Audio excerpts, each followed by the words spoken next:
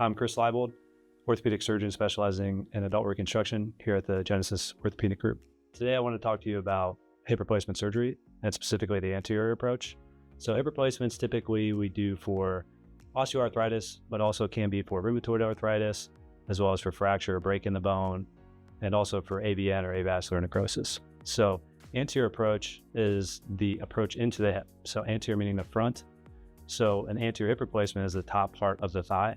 Is where I would go into the hip joint. This is a muscle sparing approach.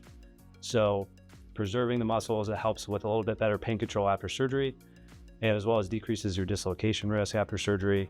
And it also helps that you don't have to have any restrictions after surgery as well. So you don't have to watch where your legs are in space and no particular precautions. So how do I indicate someone for anterior hip replacement surgery? Typically I meet you in the office either by referral or self-referral, and we talk about your hip pain. And I determine if it actually is coming from your hip. And also I look at x-rays. I typically always have x-rays in the office. And also if you've completed all your conservative treatments as far as anti-inflammatory medications, Tylenol, physical therapy, possibly injections, and you're still having unrelenting pain, constant pain, poor quality of life, then we talk about hip replacement surgery.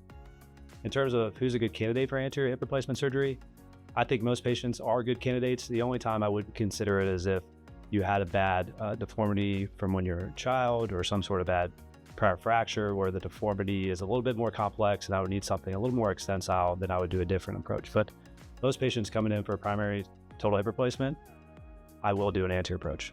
So together we've decided on surgery. What's next? So typically I do surgery here at Genesis Main Hospital. We'll set you up with a pre-admission testing appointment over near the hospital, where they would obtain preoperative lab work as well as EKG and chest x-ray.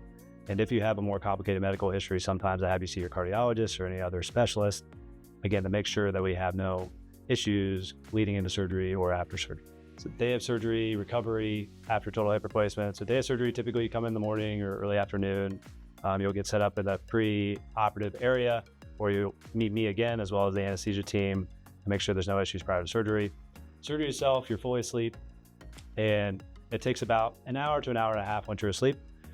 Once you wake up, and about an hour or so later, we have you walk with physical therapy right away, typically with a walker. And most patients today are going home same day, and you do not need any specific formal physical therapy. It's a case-by-case basis. Typically, it's just walking. So a short walk multiple times a day, and increase the longevity of your walks as well as a number of walks throughout the day as you recover. Typical recovery, I'll see you at 2 weeks. Pain is very well controlled by that point. By 6 weeks, you're probably about 50% better. By 3 months, I would say about 75% better. And then 6 months, 90% better. You get full recovery up to 12 months, even up to 18 months. But people are really doing well, even right after surgery. That deep achy pain is gone. Now it's more of a surgical pain, and the pain just gets better day by day, week by week. Hopefully all this information was helpful. Again, if you're having constant hip pain, it's affecting your quality of life, you tried some of these conservative things that I talked about, and you want to get evaluated, come see me at the Genesis Orthopedic Center. I'd be happy to meet you and evaluate you.